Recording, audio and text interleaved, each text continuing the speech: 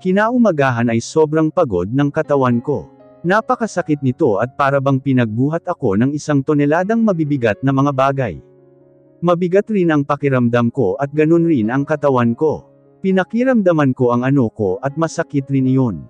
Dahan-dahan kong minulat ang mga mata ko, at unang bumungad sa akin ang mukha ni Franco na tulog pa. Dahil sa pagod ay bahagya pa akong inaantok, kaya naman mas siniksik ko pa ang mukha ko sa matipuno niyang dibdib. Ang gwapo talaga ng boyfriend ko. Napangiti ako sa isiping iyon. We made love last night and he became my boyfriend. Good morning babe, gising ka na ba? Mahinang tanong nito at mas hinigpitan ang pagyakap sa akin. Yan lang ang naisagot ko sa kanya. Halos hindi ko na maigalaw ng maayos ang paa ko sa sobrang sakit. Grabe naman kasi tong si Franco, masyadong hype sa kama. Well, I admit that he's good in bed. Pagod ka pa rin ba? Nag-aalalang tanong nito sa akin.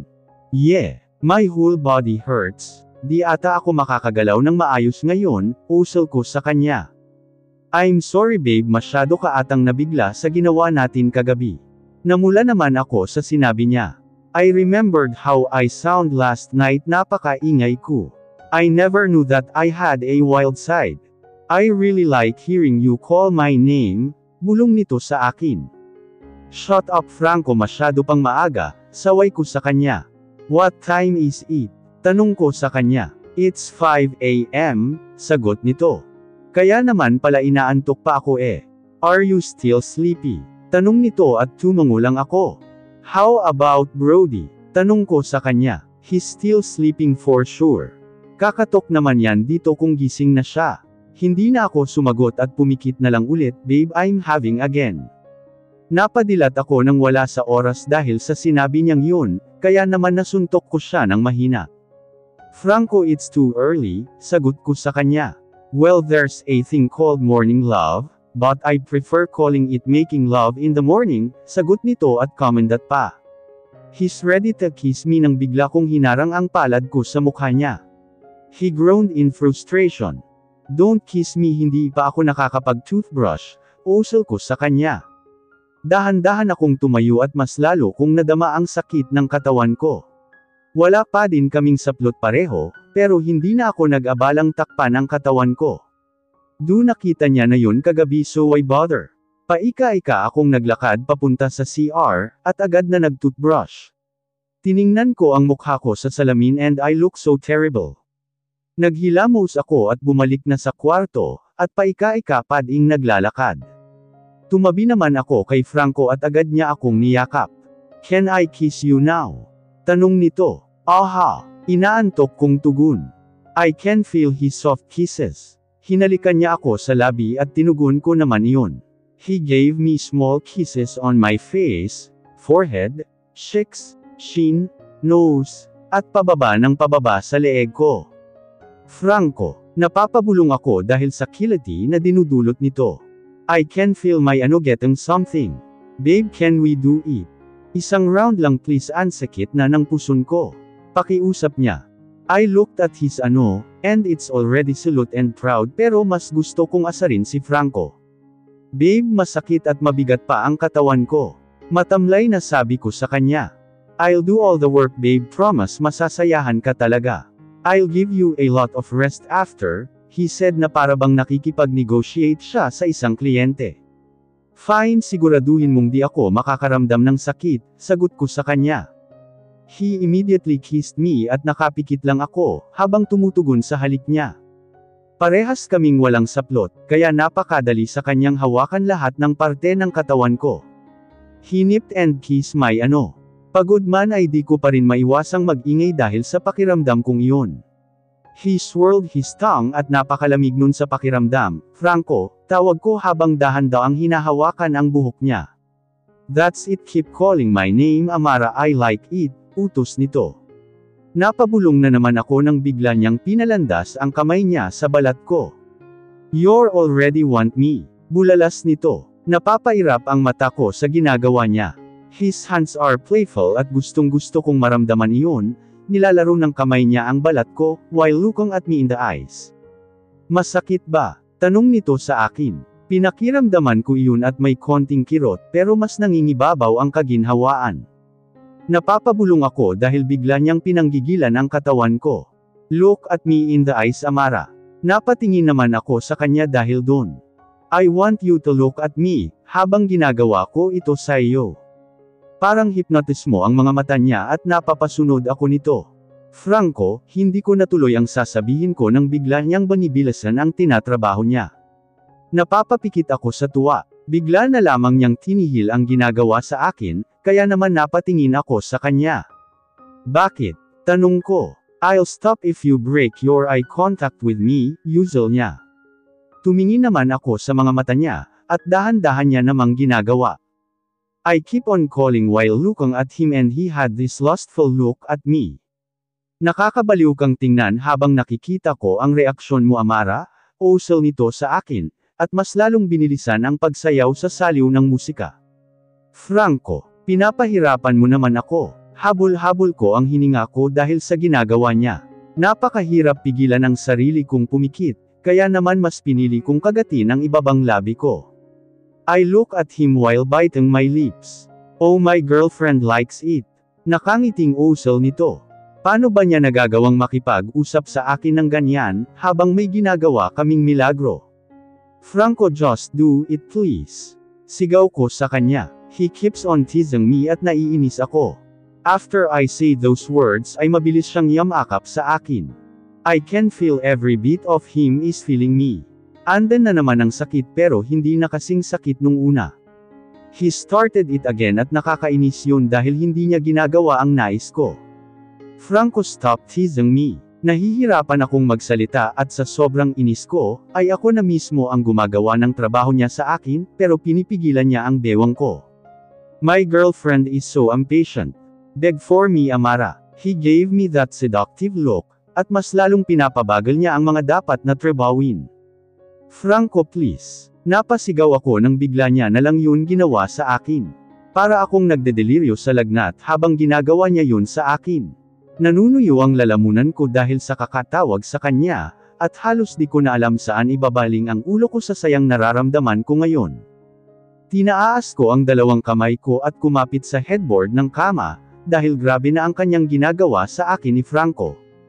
Woman, you're bouncing, puzzle nito at ramdam ko nga ang paggalaw ng harap ko sa lakas ng puwersa niya sa akin. Gusto ko mas lalo siyang masayahan sa akin, kaya naman kinuha ko ang dalawang kamay niya. I put his right hand on my chest and I kissed the two fingers on his left hand. Habang sa bibig ko ang dalawang daliri niya, ay hinahalikan ko iyon. I kiss and swirled my tongue at kita ko kung paano tumangala si Franco habang dinadama ang taas ko. You're making me completely insane, babe. Palitan kami ng ingay ni Franco, at ramdam kong malapit na akong magtagumpay, kaya naman sinasalubong ko na ang bawat dating ng biyaya niya sa akin.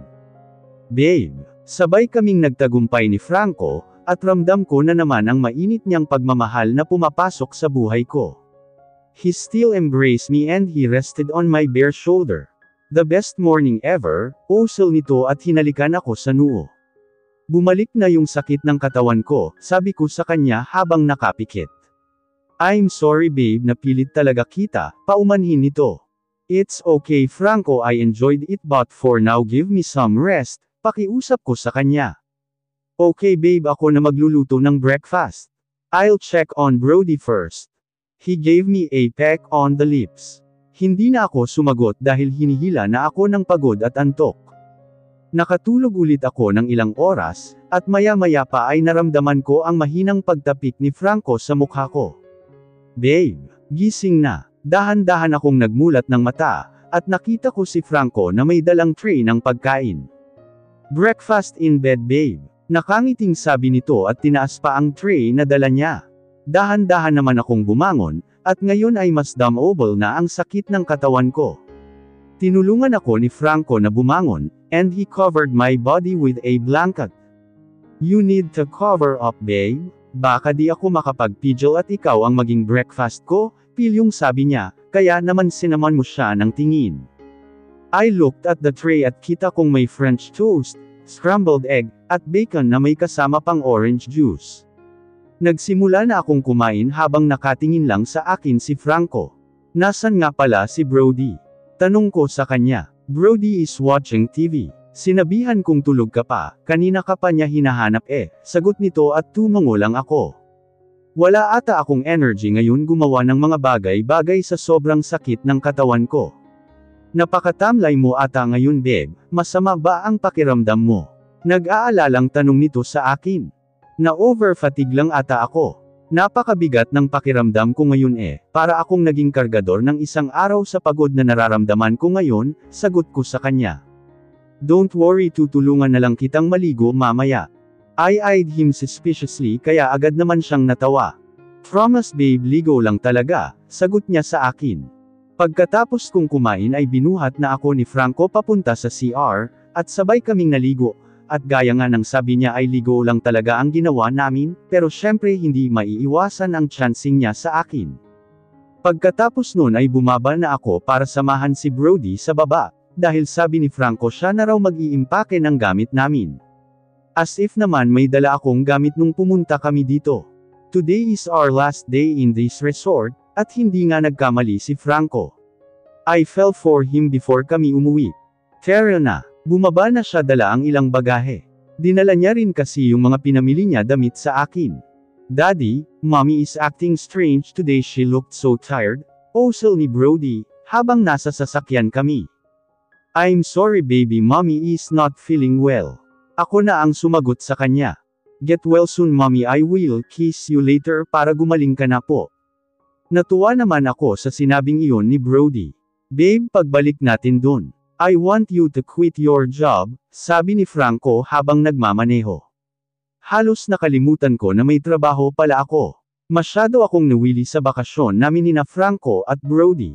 Of course alam ko naman kung gaano kakaseloso.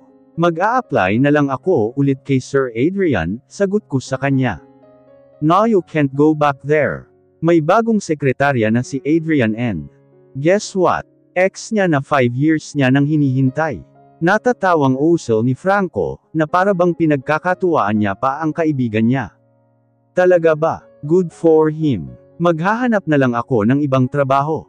Napatingin naman siya sakin sa sinabi kong iyon. You don't need that.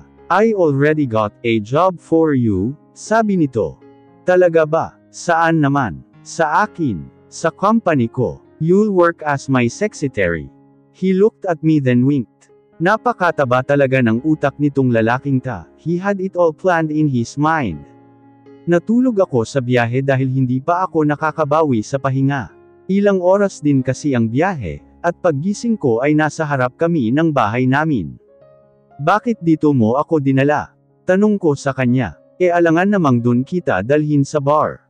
Anong tingin mo sakin baliw? Napairap naman ako sa kanya. Suplado. Sige na, pumasok ka na at sasunduan kita bukas. Take a good rest babe. Osel nito at lumapit sa akin para humalik. Buti na lang at tulog si Brody sa likod. Napaka-careless talaga ng lalaking ta, alam niya namang kasama namin ang anak niya Good night, I love you. Sabi nito bago ako bumaba. I love you too, good night. Nakangiti kong sabi sa kanya at bumaba na sa sasakyan.